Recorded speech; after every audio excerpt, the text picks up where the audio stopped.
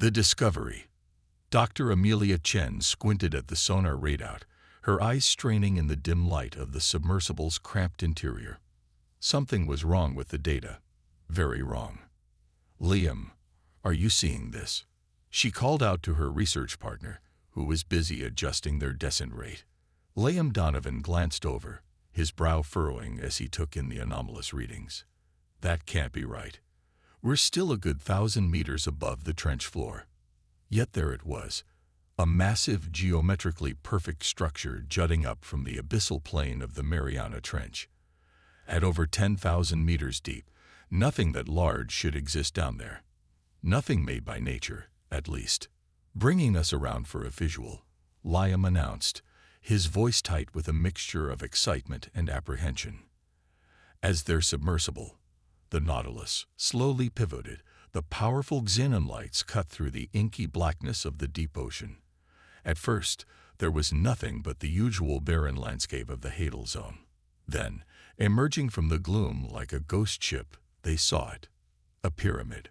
A gleaming, obsidian pyramid easily the size of the Great Pyramid of Giza, its surface unnaturally smooth and free of any marine growth, despite its apparent age. My God, Amelia breathed, fumbling for the camera controls. Liam, are you recording this? Every second, he confirmed, his own voice barely above a whisper. Amelia, what are we looking at here? She shook her head, at a loss for words. This discovery defied everything they knew about deep-sea archaeology, about human history, about what should be possible at these crushing depths. As they circled the massive structure, Amelia's scientific mind kicked into overdrive. We need samples.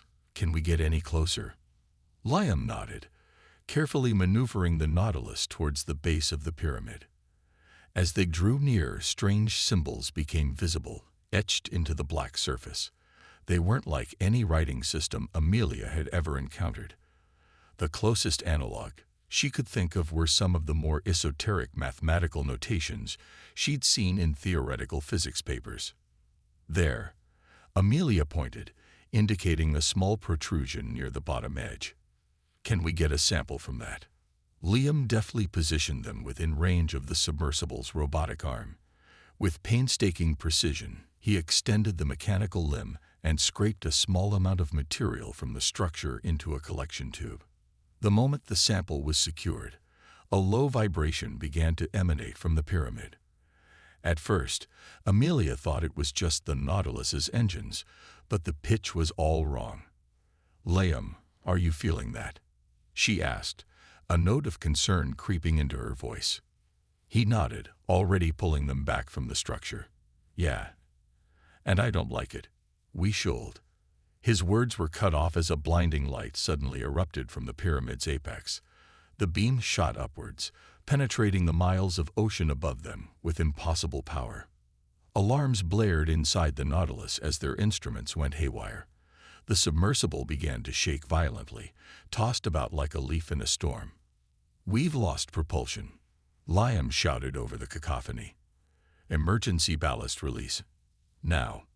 Amelia slammed her hand down on the bright red button, jettisoning their ballast tanks. The Nautilus lurched upwards, but not nearly fast enough to outpace the chaos erupting around them. The seafloor was fracturing, great chasms opening up and belching superheated water and gases. The pyramid itself seemed to be changing, its perfect geometry warping and shifting in ways that hurt Amelia's eyes to look at directly. As they ascended, fleeing the maelstrom below, Amelia's last glimpse of the impossible structure burned itself into her memory, the pyramid's apex opening like some vast, alien maw, disgorging something into the turbulent waters. Then everything went dark. Amelia awoke to the gentle beeping of medical equipment and the antiseptic smell of a hospital room. Her whole body ached, and her thoughts felt sluggish as if she were thinking through molasses. Dr. Chen, can you hear me? She blinked, trying to focus on the blurry figure standing over her bed. As her vision cleared, she saw it was a man in a crisp military uniform, his chest adorned with an impressive array of medals. I'm Admiral Reeves, United States Navy. He introduced himself. You've been through quite an ordeal, Doctor. How much do you remember? Amelia tried to speak, but her throat was painfully dry. The Admiral noticed and held a cup of water to her lips, allowing her to take a few small sips. The pyramid, she managed to croak out. What happened? Where's Liam? Admiral Reeves' expression tightened almost imperceptibly. Dr. Donovan is alive, but still unconscious. You were both incredibly lucky. A passing research vessel picked up your emergency beacon and found the Nautilus floating on the surface, badly damaged but intact. Amelia nodded, relieved to hear Liam had survived. But there were more pressing questions. The pyramid, did they see it? The light. The Admiral exchanged a glance with someone out of Amelia's field of view. When he looked back at her, his expression was carefully neutral. Dr. Chen, I'm going to be frank with you. Whatever you saw down there, it's a matter of national security now. Hell, international security. We got reports coming in from all over the globe of anomalies, seismic disturbances, electromagnetic interference, even. He trailed off, as if unsure how to continue. Even what? Amelia pressed, a cold dread settling in her stomach. Admiral Reeves sighed heavily. Reports of structures, similar to what you described, emerging from the depths in every major body of water on the planet. We're trying to keep a lid on it, but, well, you can imagine how that's going in the age of smartphones and social media. Amelia's mind reeled, trying to process the implications. Admiral, you don't understand. What we saw down there, it wasn't just some underwater structure. It was active, alive, almost. And those symbols. She trailed off, suddenly aware of how crazy she must sound. But the Admiral was nodding gravely. We've assembled a team of experts, linguists, cryptographers, xenorchaeologists, to try and make sense of the data you collected. But Dr. Chen, you're the only one who's seen one of these things up close and lived to tell about it. We need your help. Amelia struggled to sit up, wincing at the pain that shot through her body. Of course, anything I can do. But Admiral, there's something else you need to know. Just before we lost consciousness, I saw something coming out of the pyramid. I don't know what it was, but I'm certain it wasn't natural. Not of this earth. The Admiral's face paled slightly, but he quickly regained his composure. That aligns with some other reports we've received. Dr. Chen, I won't sugarcoat this. We're facing a potential extinction-level event here. Whatever you awaken down there, it's spreading. Fast. And we have no idea how to stop it. As if on cue, a low rumble shook the building. Dust drifted down from the ceiling, and in the distance, Amelia could hear the wail of sirens. Admiral Reeves straightened, his voice taking on a tone of urgent command. We need to move. Now, Dr. Chen, I know you're not fully recovered, but we need to get you to a secure facility. You might be our best hope of understanding what we're up against. As nurses rushed in to help her into a wheelchair, Amelia's mind raced. The impossible structure in the depths, the strange symbols, the thing she glimpsed emerging. It all pointed to one inescapable, terrifying conclusion. Humanity was no longer alone on this planet, and whatever had awakened, it didn't seem interested in peaceful coexistence. As they wheeled her out of the room, alarms blaring and military personnel rushing past, Amelia couldn't shake the feeling that this was only the beginning. The real nightmare was yet to come. First contact. Dr. Samira Patel rubbed her tired eyes, the glow of multiple computer screens casting an eerie blue light across her face. For the past 72 hours, she had been working nonstop, poring over the data from the Mariana Trench incident and similar events occurring worldwide. As one of the world's leading xenorchaeologists, Samira had been immediately drafted into the international task force assembled to make sense of the unfolding crisis. The last 3 days had been a blur of frantic research, heated debates, and mounting dread as the true scale of the situation became apparent. A soft knock at her office door broke her concentration. "Come in," she called out, not taking her eyes off the screen. Dr. Amelia Chen entered, looking haggard but determined. "Any progress?" she asked, collapsing into a chair across from Samira's desk. Samira sighed, leaning back in her chair. "Some. We've managed to isolate patterns in the symbols you recorded from the pyramid. They're not a language, at least not in any conventional sense. They're more like instructions, a code." Amelia leaned forward, intrigued despite her exhaustion. "A code for what?" "That's the million-dollar question," Samira replied, turning one of her screens to face Amelia. "Look at this. We've been compiling data from all the emergence sites." "Emergence sites?" Amelia interrupted. "That's what we're calling them now. The locations where these structures have appeared. There are 27 confirmed sites so far, all in deep ocean trenches or underwater caves. Each one is emitting a unique energy signature, but they all pulse in the same rhythm." Samira pulled up a global map dotted with pulsing red lights. "We think they're communicating with each other, possibly coordinating something." Amelia studied the map, a chill running down her spine. "Have there been any more sightings of the things coming out of the structures?" Samira nodded grimly. "Reports are scattered and often unclear, but yes, whatever these entities are, they seem to be aquatic in nature. There have been attacks on coastal cities, fishing vessels. It's getting harder to keep it under wraps." As if to underscore her point, a low, mournful tone suddenly echoed through the building. "An alert system implemented just days ago." "Another emergence?" Amelia asked, already knowing the answer. Samira nodded, pulling up a live feed on one of her screens. The image showed an aerial view of a coastline, the water churning violently. As they watched, something massive broke the surface, a twisting, writhing form that defied easy description. It seemed to be composed of countless tentacles, but they moved in impossible ways, as if not bound by the normal laws of physics. "My God," Amelia breathed. "It's bigger than the others." Samira nodded grimly. "They're evolving, adapting. Each emergence brings something new, something worse." A commotion in the hallway drew their attention. Admiral Reeves burst into the office, his usually composed demeanor showing signs of strain. "Dr. Patel, we need answers. Now, the President is demanding options, and the Joint Chiefs are pushing for a nuclear response." Samira's eyes widened in alarm. "Admiral, that would be catastrophic.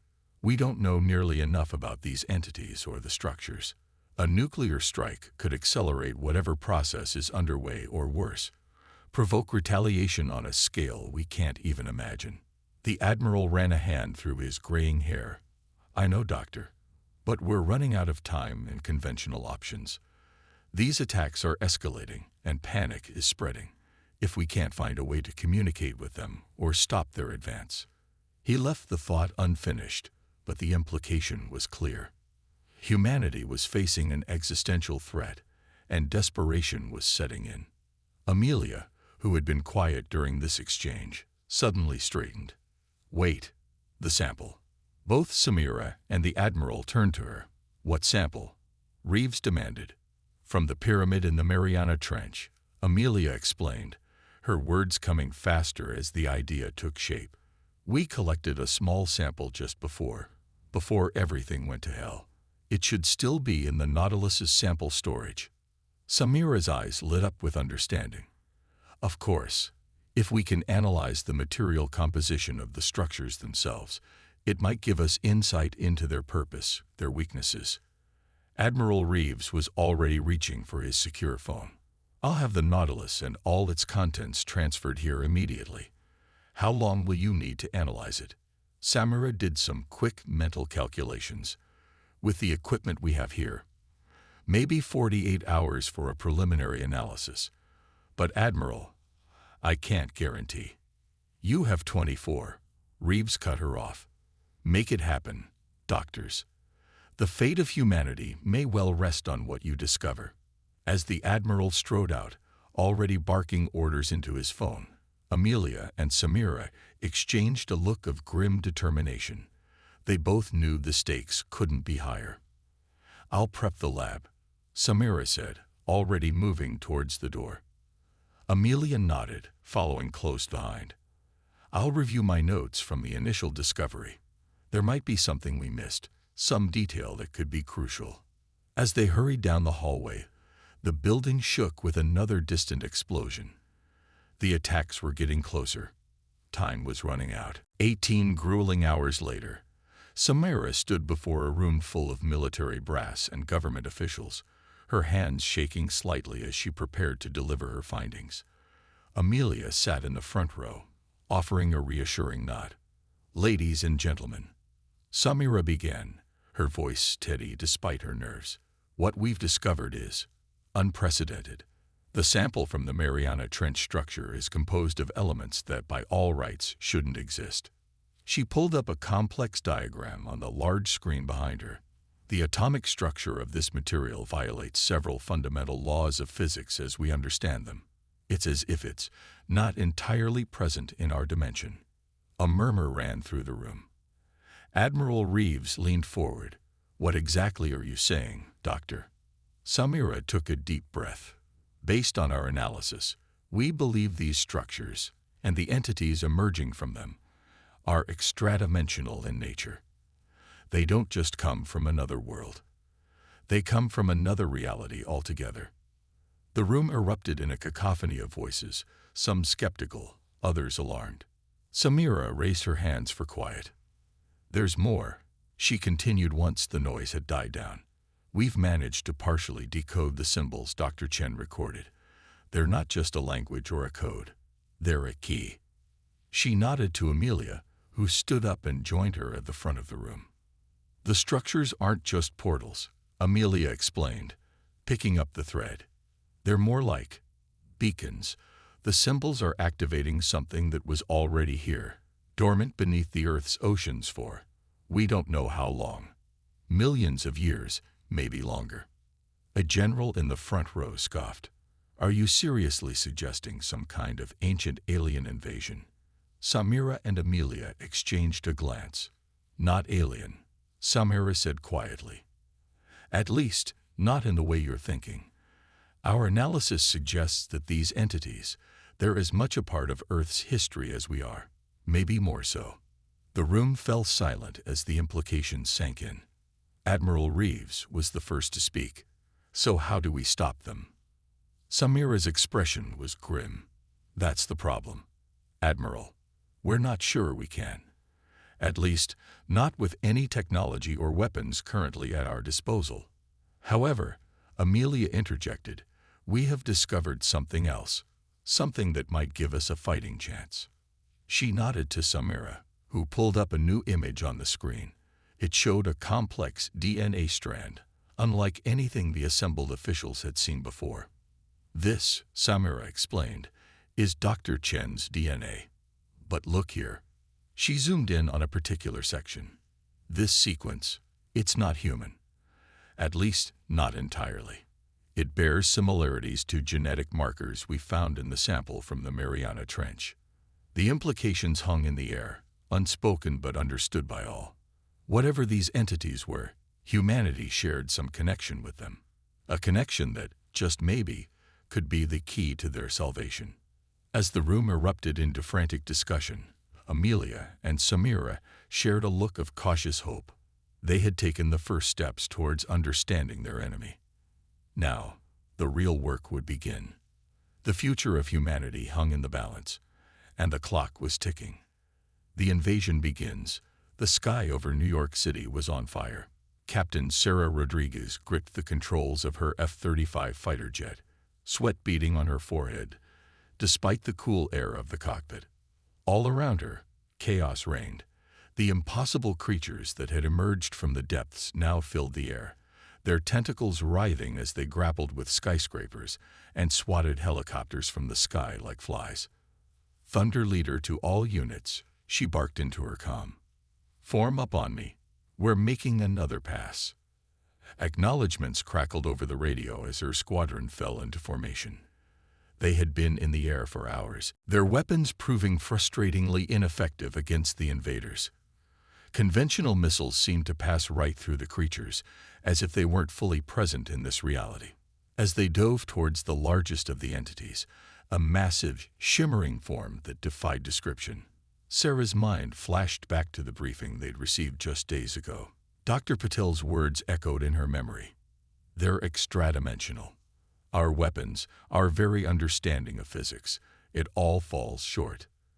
But they had to try. Humanity had to fight back. All units, fire at will. Sarah ordered, unleashing a barrage of experimental plasma-tipped missiles. The squadron followed suit, lighting up the sky with streaks of blue-white fire. For a moment, hope surged in Sarah's chest as the missiles struck home, the creature's form rippling and distorting. But then, with a sound that seemed to tear at the fabric of reality itself, the entity simply shifted. The damage appeared to fold in on itself, disappearing as if it had never been. "It's not working," her wingman shouted. "We need tow." His words cut off in a scream of static. Sarah looked to her left just in time to see his jet enveloped by a tendril of otherworldly matter. In the blink of an eye, both plane and pilot simply ceased to exist. "All units, fall back," Sarah ordered, her voice tight with grief and rage. "Return to base immediately. There's nothing more we can do here." As they retreated, Sarah took one last look at the city below. The Statue of Liberty was gone, replaced by a twisting spire of impossible geometry. Central Park had become a writhing mass of tentacles and eyes, and everywhere people were fleeing, screaming, dying. The invasion had begun in earnest, and humanity was losing. Half a world away, in the ruins of what was once Tokyo, a small group of survivors huddled in the basement of an abandoned office building. The room was lit by the soft glow of a portable generator, its hum a constant reminder of their precarious situation. Dr. Hiroshi Tanaka, once a respected physicist at the University of Tokyo, now looked more like a post-apocalyptic scavenger. His clothes were tattered, his face gaunt from weeks of rationing. But his eyes burned with a fierce determination as he bent over a makeshift workbench, tinkering with a device that looked like a cross between a radio and a particle accelerator. "How's it coming, Doc?" asked Jack Morrison, a former U.S. Marine who had been in Japan on leave when the invasion began. He cradled a high-powered rifle in his arms, eyes constantly scanning the room's single entrance. Hiroshi grunted, not looking up from his work. "Slowly. The principles are sound, but without proper equipment." He trailed off, shaking his head in frustration. Mei Lin, a young computer scientist who had been working on AI research before the world fell apart, placed a comforting hand on Hiroshi's shoulder. "We'll figure it out. We have to." The final member of their unlikely team, Aisha Okafor, a Nigerian diplomat who had been attending a UN conference in Tokyo, looked up from the tablet she'd been studying. "I've been going over Dr. Patel's research again. The connection between human DNA and these creatures. I can't help but feel we're missing something crucial." Jack was about to respond when a distant, unearthly shriek cut through the air. Everyone froze, holding their breath. The sound came again, closer this time. "They're in the building," Jack whispered, moving towards the door. "We need to move. Now." Hiroshi looked at his unfinished device, anguish clear on his face. "But the disruptor." "Bring what you can," Aisha said, already stuffing supplies into a backpack. "We'll find somewhere else to work." As they hurriedly packed their meager belongings, Madeline's tablet suddenly lit up with an incoming transmission.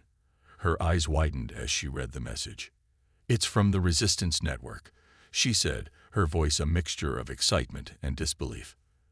"They've found something. A weakness." The others gathered around her, momentarily forgetting the approaching danger. "What is it?" Jack demanded. Madeline's fingers flew over the screen, decrypting the message. It's not clear. Something about a resonance frequency. And human test subjects." That can't be right. Another shriek, this one so close it seemed to vibrate the very air around them. We'll figure it out later, Jack said, hefting his rifle. Right now, we need to get to the rendezvous point. Everyone ready? They nodded, fear and determination mingling in their expressions. As one, they moved towards the exit, stepping out into a world that had become a nightmare realm of twisted physics and alien horrors. The streets of Tokyo were barely recognizable. Buildings warped and shifted, their architecture an affront to Euclidean geometry. The sky above was a roiling mass of tentacles and strange, pulsing lights. And everywhere, the invaders moved with terrible purpose, reshaping reality to suit their unfathomable desires. Jack took point, leading them through back alleys and ruined storefronts. They moved as quietly as possible, acutely aware that attracting the attention of even one of the smaller entities could mean their doom. As they rounded a corner, Aisha suddenly stumbled, clutching her head. The voices, she gasped. They're getting louder. The others exchanged worried glances. Since the invasion began, some humans had reported hearing strange whispers, as if the invaders were trying to communicate. But those who listened too closely often went mad, their minds unable to process the alien concepts. Stay with us, Aisha, Hiroshi urged, supporting her. Focus on my voice. On us. We're real. We're here. Aisha nodded, her eyes clearing slightly. But as they continued on, it was clear she was struggling.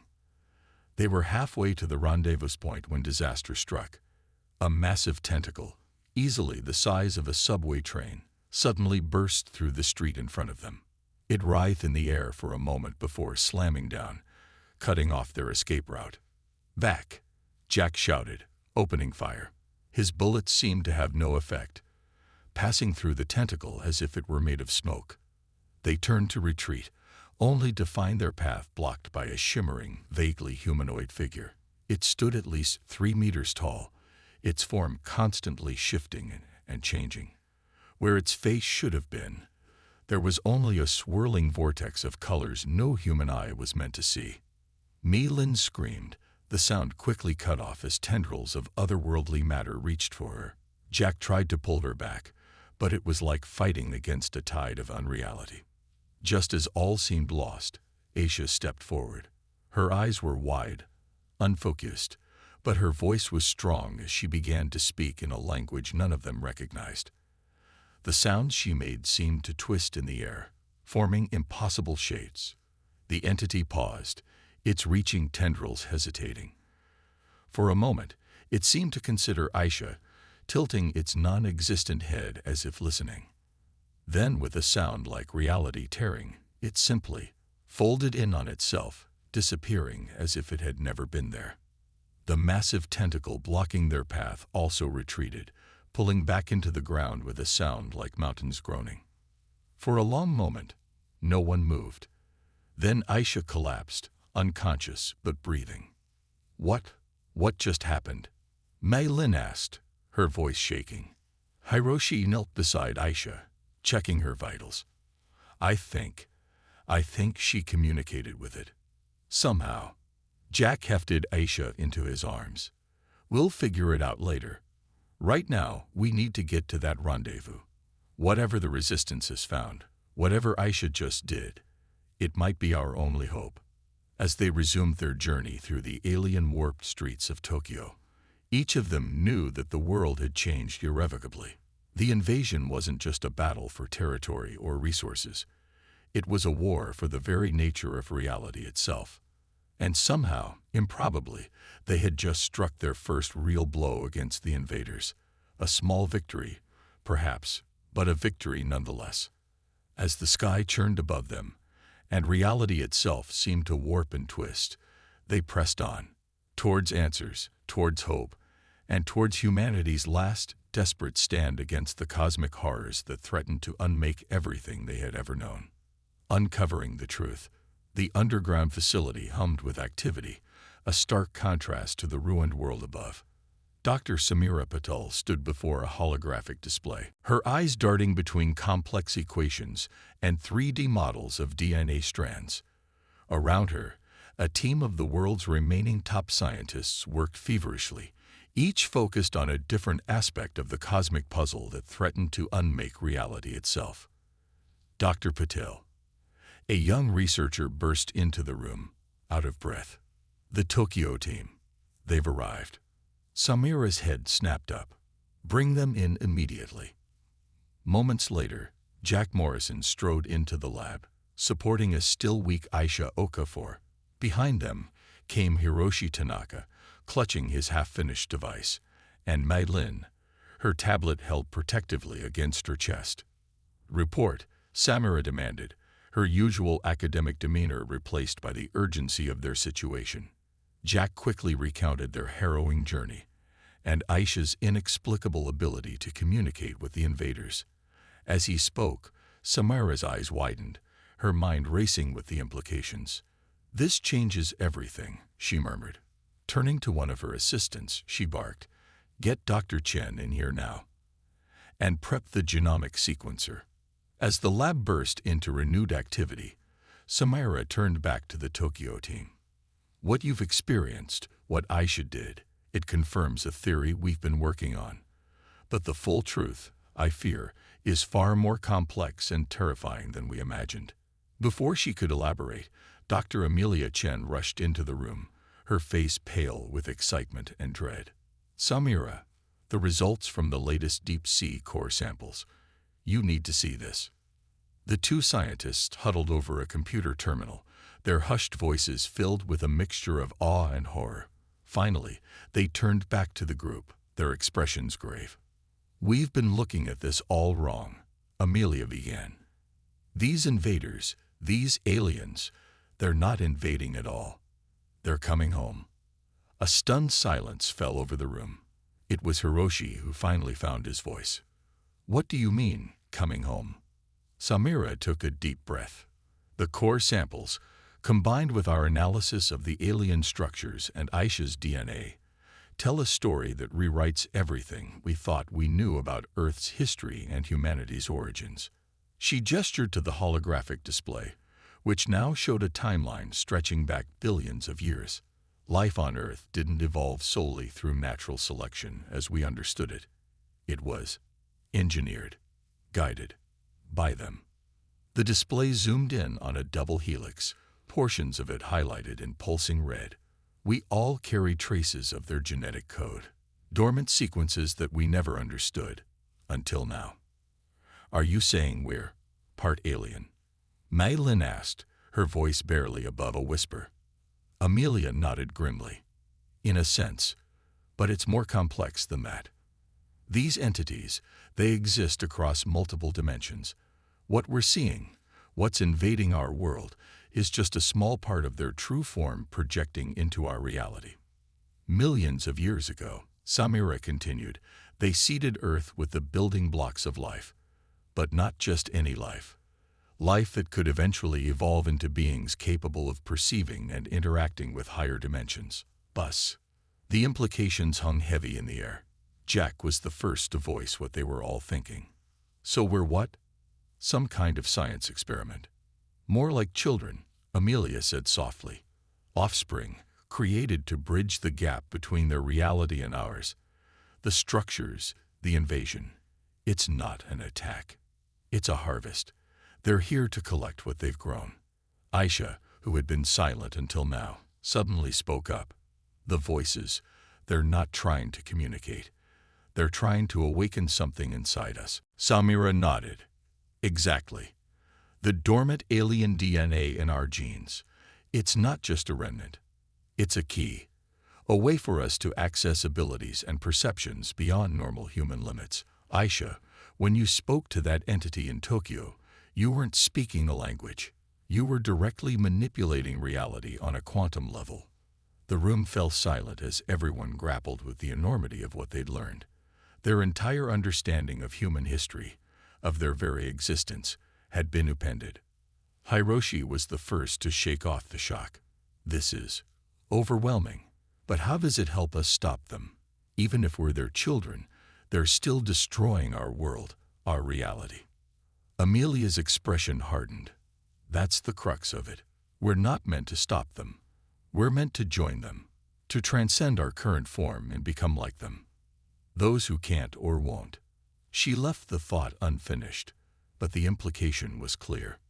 No, Jack said firmly. I don't care if they created us.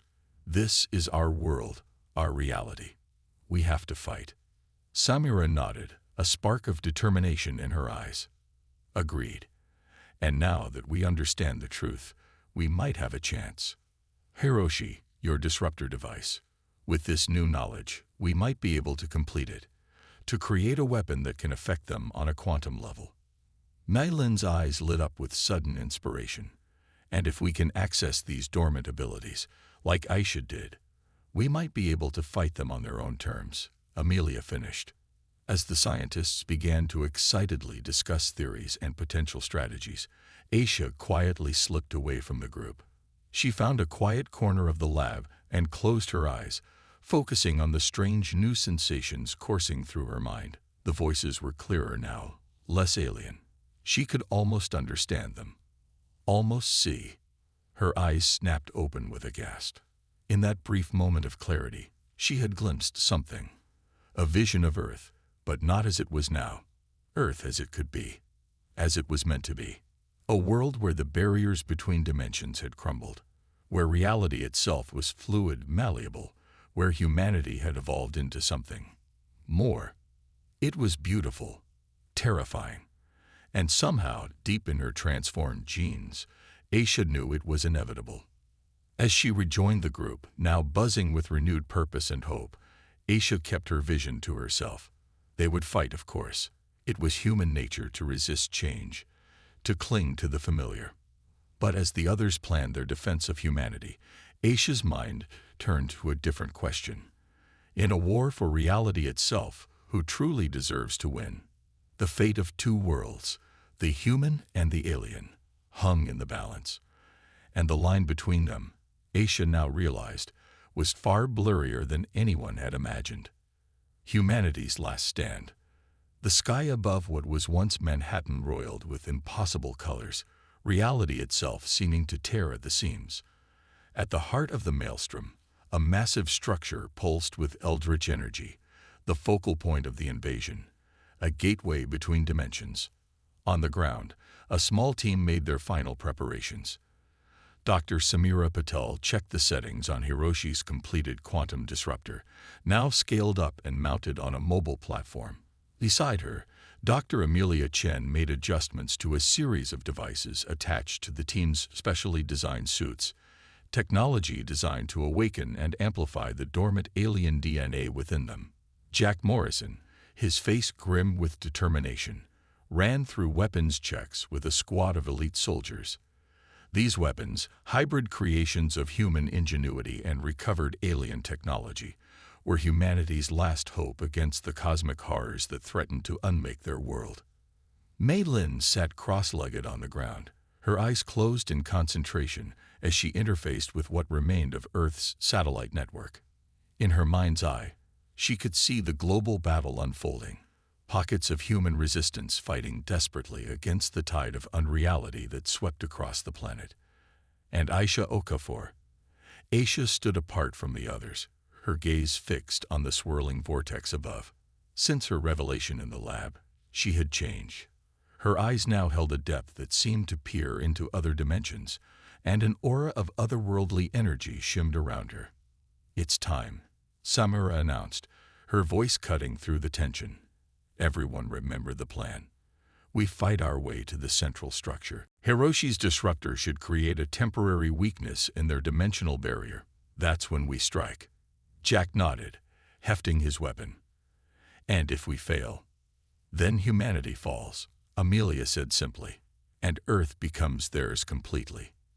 As the team moved out, Aisha fell into step beside Samira. "You know it's not that simple," she said softly. "This isn't just about winning or losing. It's about what we become in the process." Samira shot her a sharp look.